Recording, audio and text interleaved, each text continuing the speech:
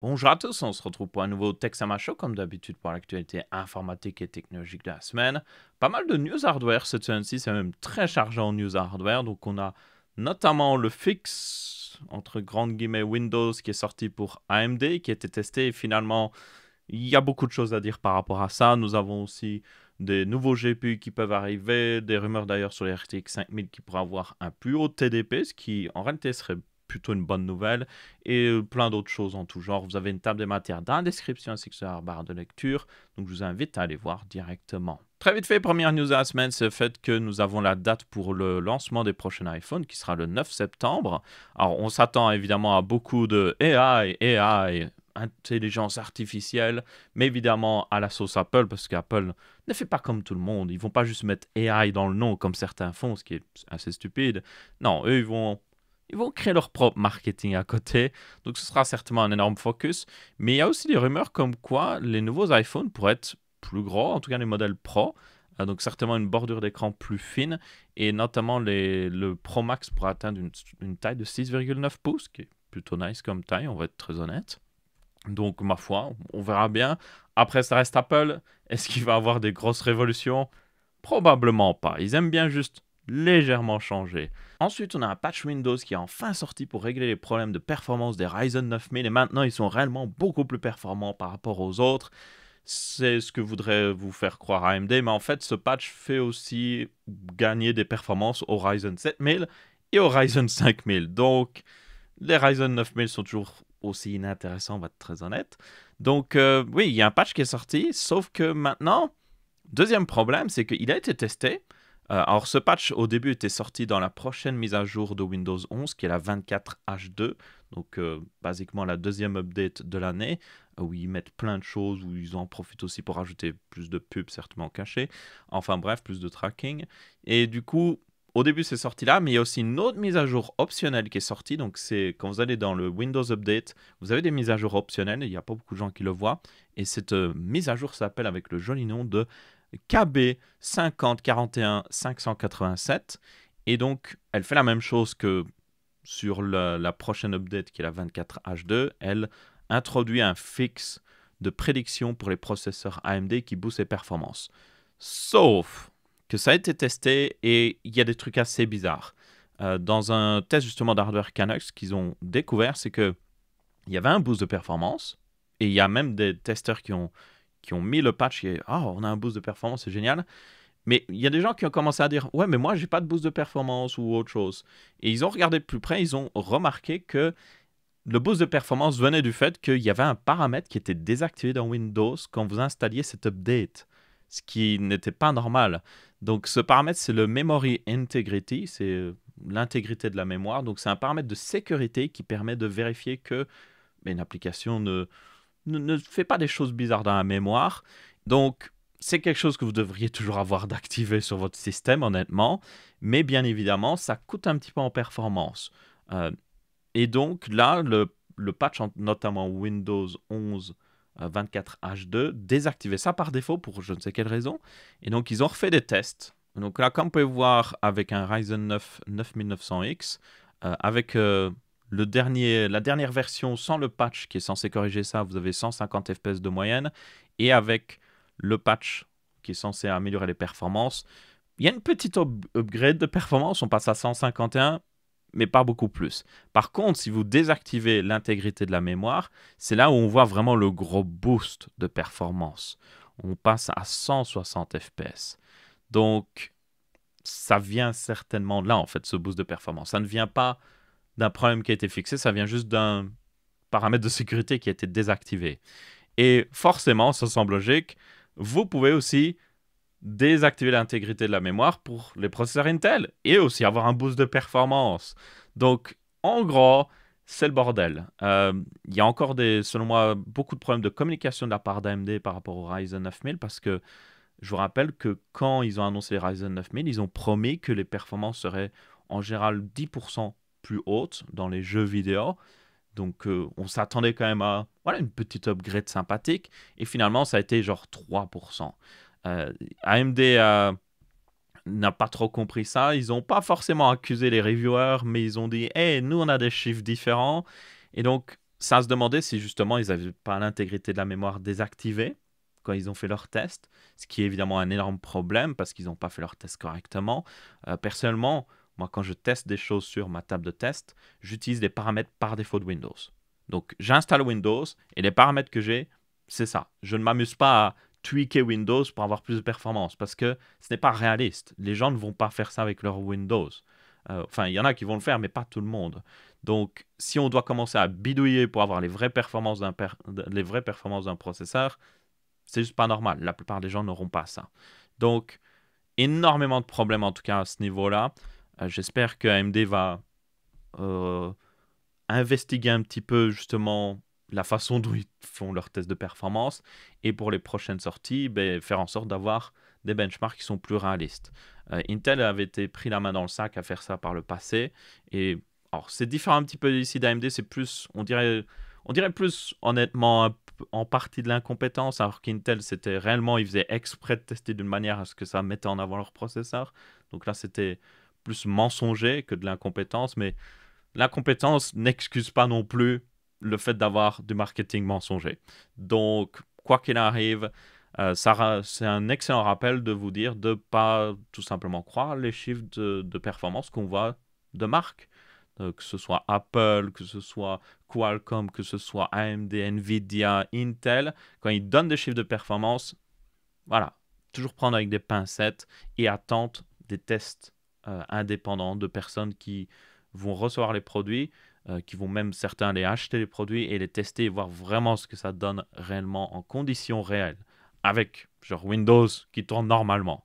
Donc ouais, énorme bordel sur cette affaire-là, mais ça ne change pas le fait que, franchement, si vous cherchez un processeur maintenant, prenez juste un Ryzen 7000. Je fais une petite pause d'ailleurs dans le hardware pour parler d'un truc qui est assez dégueulasse. Vous avez une marque qui s'appelle le Peloton, qui fabrique genre des équipements sportifs, et ils ont dit, hey, quand quelqu'un revend notre matériel, on ne fait pas d'argent. Et ça, c'est vraiment dommage. Donc maintenant, si quelqu'un veut réactiver son matériel, parce qu'il a acheté d'occasion à quelqu'un d'autre, il devra payer un frais d'activation de 95 $. Oui, vous ne rêvez pas. Littéralement, une entreprise s'est dit qu'ils allaient faire de l'argent sur du matériel d'occasion, ce qui est, selon moi, honteux. Je suis pratiquement sûr qu'en Europe, ce serait en partie légal dans pas mal de pays, mais évidemment, ça, c'est plus aux États-Unis. Mais juste, ça permet d'illustrer un problème qu'il y a de plus en plus ces derniers temps. Vous avez même la CEO de Logitech qui disait qu'elle voudrait faire une souris qui dure éternellement. Et en gros, le principe de cette souris qui dure éternellement, c'est que vous payez un abonnement par mois. Donc, ouais, il rajoute des fonctionnalités, soi-disant. Et à chaque fois, quand vous voyez ces CEO parler de trucs comme ça, ils sont en mode ça va être génial, ça va nous permettre de booster nos revenus et tout ça. Donc en fait, ils s'en fichent des consommateurs, ils sont juste en mode hey, on va se faire un max de moulaga, ça va être génial. Et c'est exactement ce qu'a dit d'ailleurs le CEO de Peloton, qui a dit que ce sera une source de revenus qui va augmenter nos profits. Et ça va permettre d'améliorer l'expérience utilisateur pour nos membres. Ah ben, c'est pas pour nous faire de l'argent, les gars. C'est aussi pour améliorer l'expérience utilisateur. Et ça, c'est important.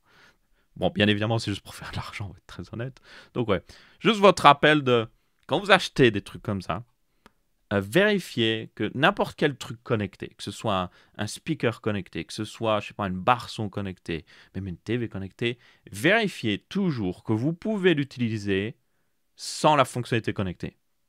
Donc, si c'est un speaker connecté, un haut-parleur connecté, vérifiez qu'il y a peut-être un jack et que vous pouvez brancher un jack et avoir du son de cette manière-là. Parce que le jour où la marque est en mode « Ah, ben on a décidé d'arrêter de mettre à jour », ben votre appareil ne sert plus à rien, quoi.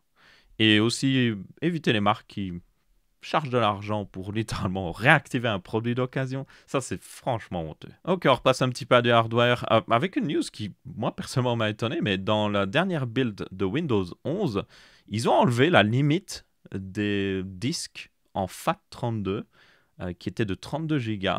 Et personnellement, je ne savais même pas que cette limite était juste artificielle. Je croyais que moi, vraiment, une partition en FAT32 pouvait juste faire 32 Go. Mais en réalité, elle peut aller jusqu'à 2 Tera. Donc pendant des années, Parce que l'avantage du FAT32, si vous ne savez pas, c'est que c'est un ancien format de fichier qui avait été créé par Microsoft. Il me semble qu'il a été créé par Microsoft. Bon, en tout cas, c'est un ancien système de fichiers qu'ils utilisaient. Et il est beaucoup plus stable. Notamment quand vous voulez faire des mises à jour BIOS, il vaut mieux une clé USB formatée en FAT32. Ça offre un peu plus de stabilité que d'autres formats. Et surtout d'autres formats comme le NTFS. Des fois, certains BIOS ont un peu plus de mal à lire les fichiers depuis ça. Donc, le FAT32 a ses avantages. Sauf que 32 Go, si vous achetez une clé USB de 64 Go, vous n'allez pas la formater en FAT32 et perdre la moitié du stockage. Ce serait dommage quand même. Là, apparemment, oui, bon, c'était juste une limite artificielle. Moi, je ne le savais même pas. Moi, je me disais, oh, c'est une limite physique du système de fichiers. Eh bien non. On peut aller jusqu'à 2 Tera depuis le début. Donc, dans la prochaine build, ils vont pouvoir nous permettre d'augmenter cette limite. Donc, ma foi, tant mieux. Alors, est-ce que vous devriez utiliser le FAT32 pour votre disque dur externe ou autre chose? Non, pas du tout. Là, vraiment, l'intérêt, c'est pour une clé USB. Et surtout, si vous voulez une clé USB, vous allez mettre des fichiers importants qui doivent être lus par des systèmes qui sont un peu archaïques, comme j'ai dit, le BIOS et tout ça. Mais si c'est juste pour mettre vos documents importants, le NTFS a autant de sécurité, enfin, ça ne sert à rien, ok? Je pense que ça, c'est plutôt quelque chose qui serait intéressant pour ceux qui aiment bien bidouiller avec des PC, même si vous aimez bien bidouiller avec des PC, je suppose que vous pouviez déjà outrepasser cette limite d'une manière ou d'une autre. Il y avait certainement moyen de formater un disque en FAT32 sous Linux, alors qu'il fait genre 150 Go ou des trucs dans le genre. Certainement, c'était possible. Donc, ma foi, ceux qui sont sur Linux en mode, c'était déjà possible, Aurélien. C'est juste que tu n'es pas sur Linux. Je suis sur Windows, malheureusement. Ensuite, on a la PlayStation 5 Pro qui devra arriver très bientôt parce que nous avons une idée de à quoi elle va ressembler. Donc, on a alors, c'est pas une image officielle, c'est plutôt un rendu fait selon un sketch qui était sorti, comme vous pouvez voir, où on voit basiquement une PlayStation 5, mais avec plus de lignes, qui ressemble un peu à la PlayStation 5 Slim, ce qui paraissait logique.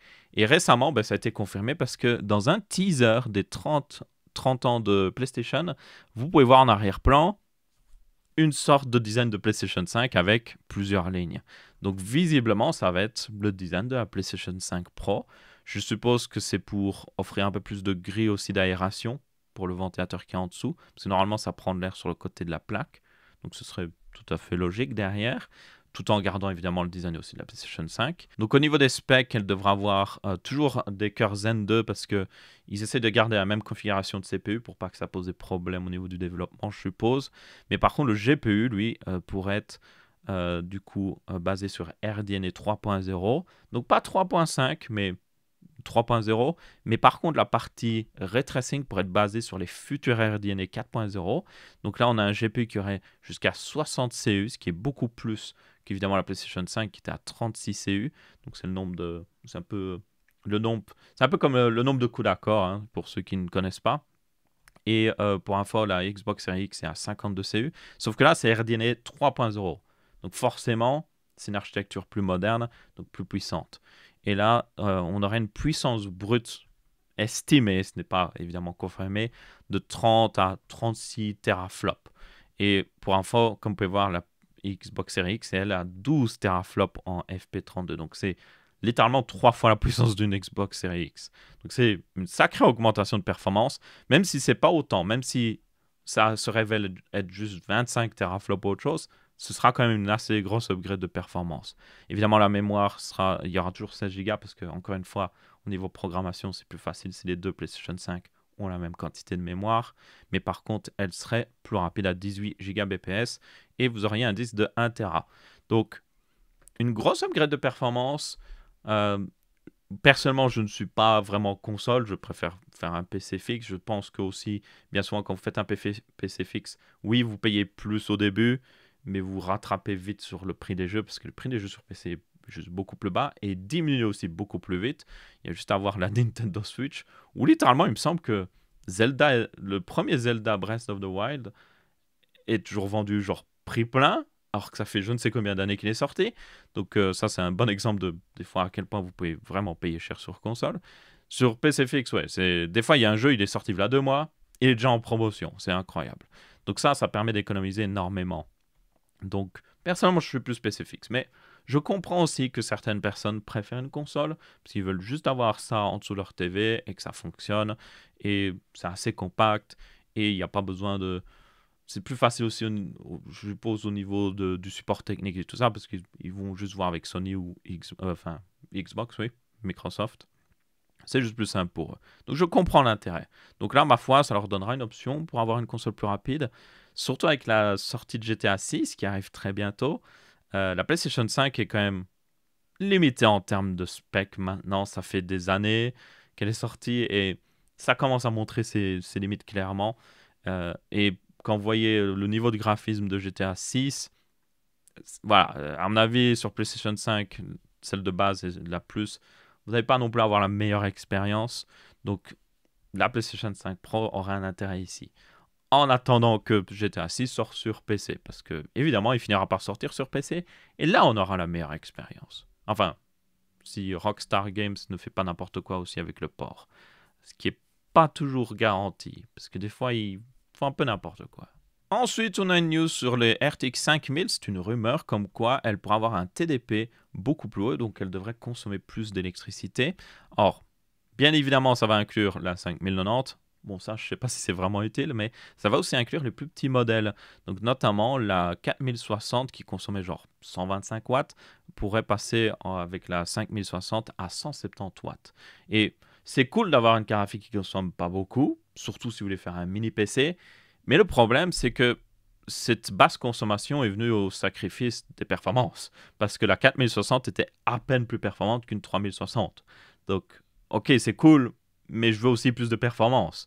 Donc là, forcément, ça semble logique. Avec une augmentation de genre 55 watts sur cette 5060, on devra avoir plus de performance. Alors, on ne sait pas exactement la quantité, on ne sait pas aussi si ça va être confirmé, mais si réellement ils font ça, et ce serait selon moi génial, on devra avoir plus de performance, en tout cas sur un modèle milieu de gamme et même aussi début du haut de gamme, ce qui est une bonne chose. La 5080 aussi aura plus, elle sera plus 30 watts. La 5090 pourrait passer à 500 watts. Ça me paraît un petit peu abusé. 5070 sera à 220 watts, ce qui est le TDP d'une 4070 Super en réalité. Donc ça, en réalité, ça ne garantit pas forcément qu'elle sera beaucoup plus performante, donc tenez-en compte. Mais la 5060, je dirais que c'est la 5060 où il y a voilà, la plus grosse news là-dessus. Et j'espère que ce sera le cas, parce que la 4060, honnêtement, elle est juste décevante. Même chose à la 4060 Ti. Il n'y a juste rien d'intéressant avec ces deux cartes graphiques. Donc, Nvidia, bougez-vous un petit peu les fesses. Le truc, c'est que Nvidia, ils font toutes ces technologies, et il y en a des très intéressantes, et ils sont fiers de leur technologie. Ils sont fiers du RTX, de DLSS et tout ça. Et ils ont raison d'être fiers. Mais le truc, c'est Nvidia, si vous voulez que les gens en profitent de ces nouvelles technologies, si vous voulez qu'il y ait plus de jeux qui utilisent ces nouvelles technologies, il faut qu'il y ait plus de gens qui ont le matériel pour les faire tourner. Donc, quand vous sortez des 4060 qui sont inintéressantes par rapport à une 3060, ben, moi, j'aurais une 3060, je n'achète pas de 4060. Ça n'a juste aucun sens. J'attends les prochaines cartes graphiques. Et du coup, ça retarde l'avancée de votre technologie, littéralement. Les développeurs, ils regardent. Ça, j'ai déjà dit par le passé. Quand vous êtes développeur, vous regardez, vous dites, OK, on peut mettre cette technologie dans notre jeu, mais seulement 2% des utilisateurs pourront l'utiliser. Ben, si vous êtes développeur, vous êtes en mode, bah non alors, ça sert à rien. Mais par contre, si vous regardez et vous dites, oh, 50% des utilisateurs profitent de cette technologie si on le met dans notre jeu. Là, vous êtes plus en mode, OK, on va le rajouter. Donc, Nvidia, si vous voulez plus de personnes intéressées par tout ce qui est RTX et DLSS et tout ça, sortez des cartes graphiques intéressantes à un prix intéressant aussi. Parce que, oui, la 4090 était très performante, mais elle était très chère. Donc, il nous faut une 5060 qui convainc les gens qui ont une 3060 de mettre à jour. Il nous faut une 5060 qui donne envie d'acheter un nouveau PC, tout simplement. Même chose avec la 5060 Ti, s'il y en a une. Même chose avec la 5070. Il nous faut des meilleures cartes graphiques en entrée de gamme, ou sinon, vous tirez juste une balle dans le pied, en fait. Vous retardez l'avancée de votre technologie, et après, vous êtes en mode, oh, mais pourquoi les gens ne sont pas intéressés par nos technologies? Parce qu'ils n'ont pas le matériel pour les faire tourner, tout simplement. Ensuite, la prochaine mise à jour du microcode AMD, donc Agisa, va permettre de tout simplement booster le TDP des 9700X et 9600X à 105 watts. Alors, on avait déjà parlé du fait que le 9700X avait réellement besoin d'un plus haut TDP, mais le 9600X, ça ne fait pas une énorme différence. Donc là, pour le 9600X, personnellement, je ne comprends pas trop. Je ne comprends pas aussi pourquoi il passe de 65 à 105 watts. Pourquoi pas faire 85 watts? Ça me semble être un bon compromis, surtout pour le 9600X. Il n'a pas besoin de beaucoup plus. Donc, ma foi, c'est en partie une bonne chose, mais c'est aussi en partie une chose, je suis en mode ok, je suis pas sûr que ça va être très utile pour le 9600X. Mais le truc par contre assez important, c'est que ce sera du coup couvert par la garantie. Donc ça c'est plutôt cool. Même si selon moi, le fait de changer le TDP d'un processeur devrait être toujours sous garantie parce que c'est pas vraiment de l'overclocking. C'est toujours le processeur de lui-même qui gère sa vitesse et tout ça. Et si les sécurités sont bien en place dans la carte mère, ça ne devrait pas poser de problème d'augmenter le TDP. Donc selon moi, ça devrait toujours être garanti. Si par contre, vous décidez d'augmenter le voltage, d'augmenter la fréquence ou autre chose, ben là oui, c'est de l'overclocking, donc là on peut encore en discuter. Mais oui, juste changer le TDP, c'est pas de l'overclocking. Donc pour moi, oui, c'est pas étonnant que ce soit couvert par la garantie, parce que voilà, ce serait bizarre que ce ne soit pas le cas. Bref, dans tous les cas, si vous avez un 9700X, pour les 5 personnes qui regardent cette vidéo qui ont un 9700X, ma foi, vous pourrez avoir un peu plus de performance si vous ne l'avez déjà pas fait par vous-même. Ensuite, on devait bien s'y attendre, les Ryzen 9000 ne se vendent pas très bien, mais alors vraiment pas bien, au point même que certains modèles ont commencé à baisser en prix. Donc là, aux États-Unis, vous avez le 9900X qui a perdu 12% de son prix, ce qui est énorme après seulement genre 2 semaines depuis le lancement, 3 semaines. C'est juste abusé. Et même en Europe, on voit la même chose. J'ai vu notamment à peu près tous les modèles ont un petit peu baissé de prix. Et du coup, ils sont toujours pas intéressants, on va être très honnête. Mais ils sont un petit peu moins chers maintenant. Et ça prouve à quel point, juste, ouais, ils se vendent très mal. Et à côté de ça, petite news en rapport, c'est le fait que certains Ryzen 7000 ont augmenté en prix parce qu'ils deviennent trop populaires. Notamment le 7800X 3D. Sur le site que je vais souvent, c'est Megacore. Il est repassé à 399 € alors qu'il était à 370, 360, il me semble. Euros, voilà à peine un mois en fait. Donc ça prouve qu'il est tellement populaire que ils peuvent se permettre d'augmenter le prix parce que les gens vont continuer de l'acheter. Et d'ailleurs, on peut regarder du coup je sais pas moi, 9900X justement, voilà, il est à 485 et il me semble qu'avant il était, oui, à 499 €, donc vous voyez qu'il a commencé à baisser un petit peu en prix. Le 950X, 9950X, où j'ai rajouté un 5 de trop, voilà, il est à 689 alors qu'avant il était juste au-dessus de 700 €, donc oui, ça commence à baisser en prix. Qu'est-ce que ça donne le 9700X?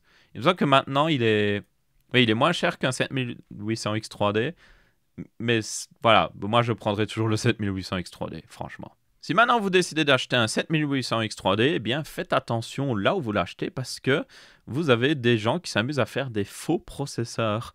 Donc vous avez Debauer qui a fait une vidéo sur le sujet parce qu'un de ses viewers a acheté un 7800X 3D sur la plateforme OLX en Roumanie. Je ne connais pas trop personnellement.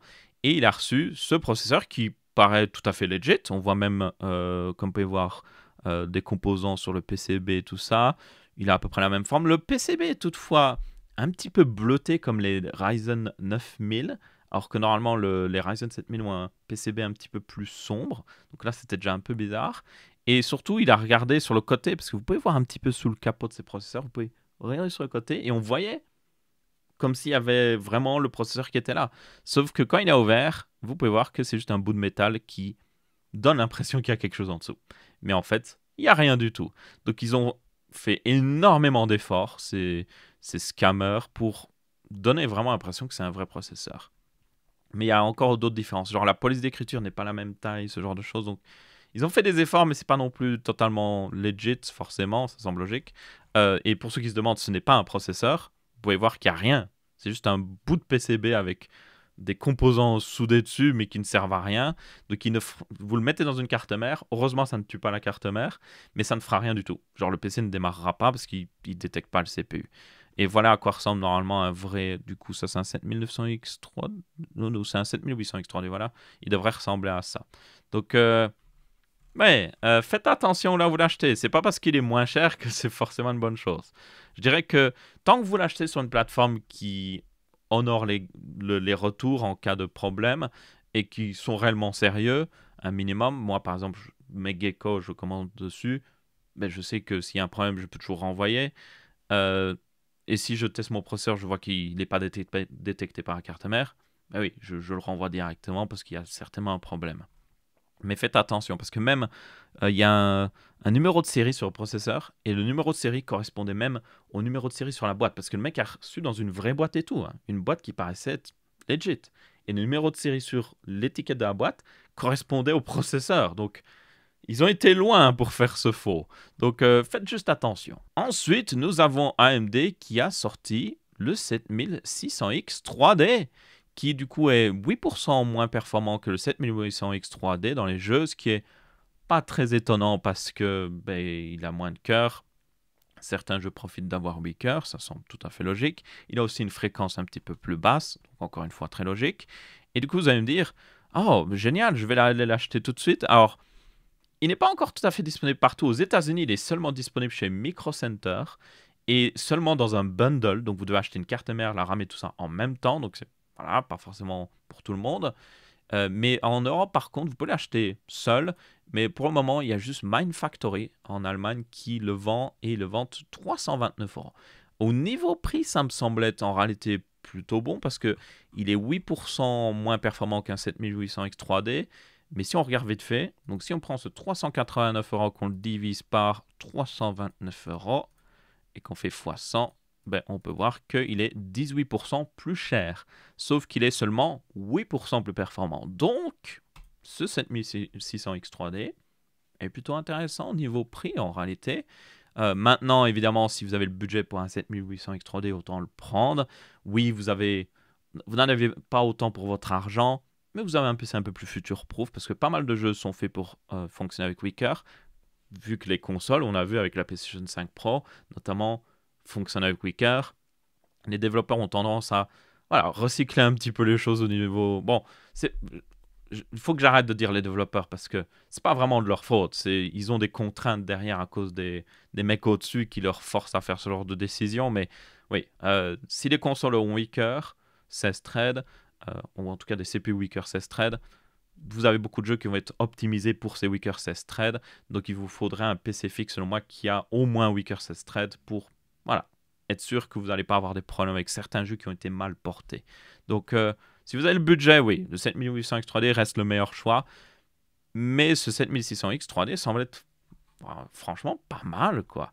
Maintenant, il faudrait qu'il soit disponible aussi en France. Et ça, c'est encore une autre question. Parce qu'il me semble que Mindfactory ne livre pas en France, ou c'est un peu compliqué, donc ouais, bonne chance, ma foi. Ensuite, on continue d'avoir des rumeurs sur les prochains GPU AMD sur RDNA 4.0, et notamment là, un fameux GPU Navi 44 XL. Alors, ça n'a rien à voir avec Avatar, et ça n'a rien à voir avec une grosse graphique, malgré le XL, parce qu'évidemment, les plus gros GPU, ce serait Navi 48 XTX, qui serait basiquement une évolution de la 7800 XT. Comme vous pouvez voir, la 7800 XT a 3840 stream processeurs. Ici, vous en avez 4096 apparemment, donc assez similaire, même si l'architecture évidemment sera normalement plus performante. Ici, ce Navi 44 XL serait utilisé dans une 8600. Donc, pas forcément une carte graphique très haut de gamme. Et on ne sait pas trop encore les specs, mais comme vous pouvez voir, oui, les GPU RDNA 4.0, visiblement la stratégie d'AMD continue d'être de sortir des cartes seulement milieu de gamme et de ne sortir aucune carte haut de gamme ou ultra haut de gamme. Donc pas de remplaçante à la 7900 XTX que personne mangeait, ou pas de remplaçante même à la 7900 XT, et seulement des remplaçantes au 7800 XT et toutes les autres cartes en dessous. Pour le consommateur, c'est pas forcément une mauvaise chose parce que la plupart des gens achètent ce genre de carte graphique à ce prix-là. Mais le problème derrière, c'est que ça donne un peu une image un peu faible d'AMD par rapport à Nvidia. Un petit peu comme quand ils avaient sorti notamment les 5700 XT à l'époque.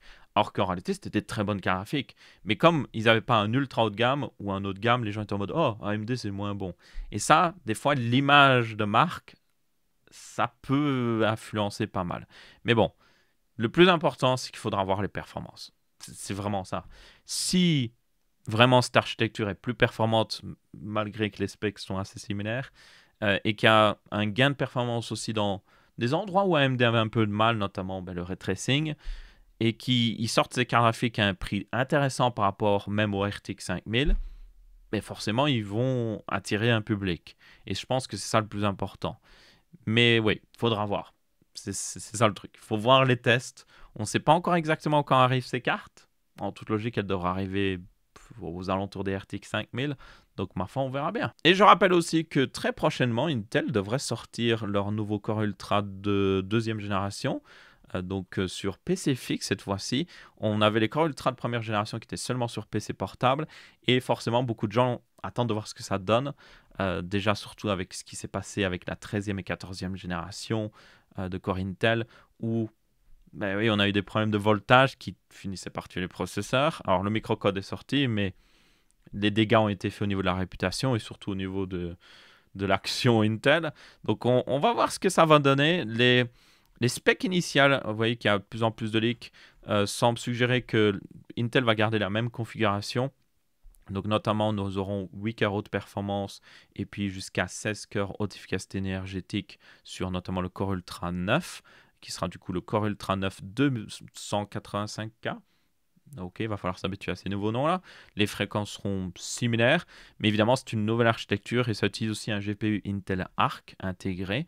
Ça utilise même un nouveau GPU Intel Arc de deuxième génération, donc ça devrait être intéressant. Donc là, on peut voir un petit peu les specs. Moi, ce que j'attends de voir, c'est juste les performances et surtout la consommation. Si Intel arrive à diminuer la consommation, je ne crois pas qu'ils arriveront au niveau d'AMD, au niveau consommation pour le moment, mais si au moins ils arrivent à revenir un peu en arrière, offrir plus de performance, je pense qu'ils auront une offre suffisamment sérieuse pour attirer des clients. Maintenant, ça dépendra aussi des prix et du fait de continuer à essayer d'offrir un produit de qualité à leurs clients parce que oui, la 13e et 14e génération, avec ce problème de microcode, c'était pas très qualitatif et ça n'a pas forcément aidé à améliorer leur réputation, ça c'est sûr.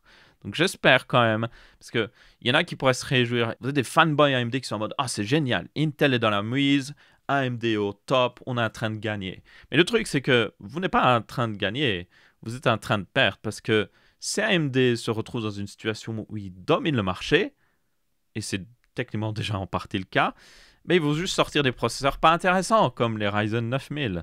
Donc, quand vous avez quelqu'un qui domine le marché, il devient complaisant et il fait le strict minimum. Parce que faire des efforts, ça coûte de l'argent, ça rapporte moins d'argent, et ça ne sert à rien pour eux, surtout en tant qu'entreprise.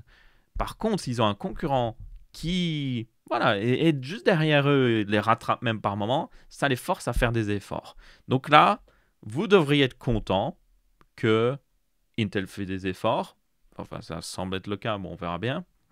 Et vous devrez être content que, éventuellement, ça va forcer AMD à faire des efforts. Même si vous êtes fanboy AMD, si Intel sort un très bon processeur, AMD va devoir sortir un meilleur processeur encore. Et là, on a une petite guéguerre. Et c'est la même chose avec les GPU. Donc moi, j'espère réellement que ces Core Ultra de deuxième génération vont être des très bons processeurs. Ils ont d'ailleurs commencé à annoncer les ordinateurs portables, je le mets dans cette news-là très rapidement, mais ils ont commencé à annoncer les ordinateurs portables, notamment à l'IFA, qui est un salon de tech à Berlin.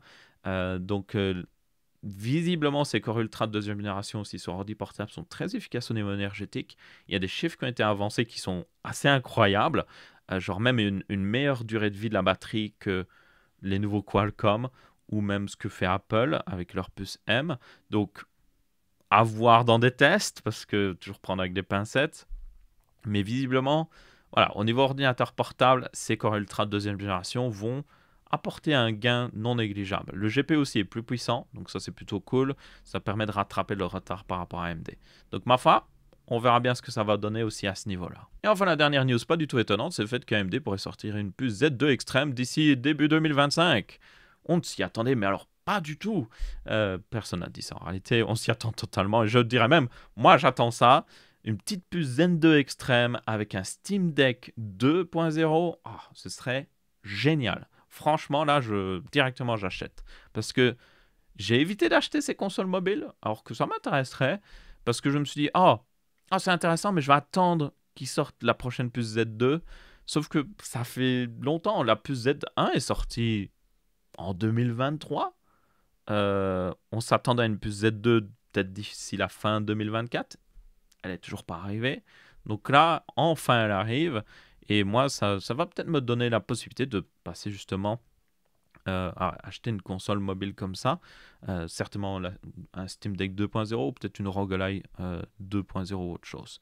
Donc au niveau de la configuration, on passe toutefois ici à 12 cœurs. Donc il passe de 8 à 12 cœurs, ce qui, personnellement, je ne vois pas trop l'intérêt. Franchement, ça ne sert pas à grand-chose. Je dirais même ça va juste consommer plus pour pas grand-chose. Après, je suppose que comme c'est des cœurs Zen 5 qui sont un peu plus efficaces au niveau énergétique, donc ils peuvent se le permettre. Ok, mais 8 cœurs, c'est largement suffisant. Je dirais même, à ce moment-là, faites juste une puce Z2 extrême avec un cache X3D. Hein, et seulement 8 cœurs, ce serait plus intéressant. Et on aurait du coup jusqu'à 16 CU ici d'un GPU RDNA 3.5. Donc plus que les 12 CU du GPU RDNA 3.0 qu'on avait sur la Z1 Extreme. Donc non seulement le GPU sera plus gros, mais évidemment il utilise une architecture un peu corrigée qui serait un peu plus performante. Donc on aura forcément un gain de performance. Toutefois, un truc aussi qu'il faudra voir, c'est la vitesse de la RAM, parce que au final, ces GPU mobiles que vous avez sont souvent limités par la vitesse de la RAM parce qu'ils utilisent la RAM du CPU. Et donc là, il faut de la RAM la plus rapide possible. Donc, un truc qui pourrait améliorer cette performance, ce serait de mettre un cache Infinity, comme le fait AMD sur leur GPU, leur vrai GPU dédié. Donc, notamment la 7900 XTX a un cache Infinity, il me semble, de 64 MB. Nvidia a commencé aussi à faire un cache comme ça. Donc, ça permet de booster les performances et c'est une bonne chose à mettre dans un GPU. Et ça permet de compenser aussi le fait d'avoir une RAM plus lente, parce que ce cache sert littéralement à accélérer en partie cette RAM. Donc, oui, s'ils mettaient un cache, ça aiderait énormément. Et encore une fois, peut-être un cache aussi X3D pour le CPU, ce serait pas mal, hein, ça ne ferait pas de mal. Donc, on verra bien ce que ça donnera. Visiblement, ça va pas non plus être une méga révolution, mais un petit gain de performance et surtout un petit Steam Deck 2, moi, m'intéresserait énormément. Et du coup, c'est à peu près tout pour ce Texamash aussi. D'ailleurs, petit teaser enfin de vidéo. Vous pouvez voir que j'ai enfin reçu un framework laptop 13 pouces. Je vais pouvoir enfin le tester et il y a pas mal de choses intéressantes à dire par rapport à ça. Donc, ma foi, ce sera pour une prochaine vidéo. En attendant, j'espère que vous avez bien apprécié. Si c'est le cas, pour laisser un pouce bleu. Si ce n'est pas le cas, pour laisser un pouce rouge. On se revoit pour une prochaine. Je vous dis ciao, ciao.